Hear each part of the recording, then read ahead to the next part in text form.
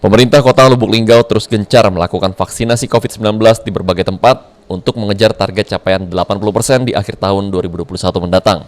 Diketahui vaksinasi COVID-19 bagi mahasiswa di kampus STKIP PGRI sudah mencapai 2.500 mahasiswa atau 85% dari jumlah mahasiswa sebanyak 3.500.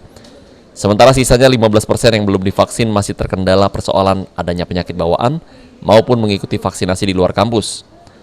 Percepatan vaksinasi COVID-19 ini bertujuan untuk menciptakan herd immunity bagi mahasiswa sehingga dapat mengikuti pembelajaran tatap muka dengan lancar dan aman sebagai salah satu pencegahan penularan COVID-19 di lingkungan kampus.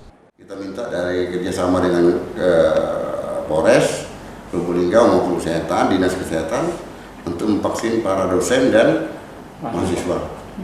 Sisanya itu yang belum? Dia sebagian ada yang di tempat tinggalnya, ada sebagian di kita yang belum kita siapkan. Kalau sistem pembelajaran di kita ini sekarang apa? Kita 50% tatap muka, 50% daring. Sejauh ini dalam pelaksanaan vaksinasi belum ditemukan kendala dan hingga kini vaksinasi terus dilakukan di aula kampus oleh Dinas Kesehatan. Tri Hajaria, Pol TV.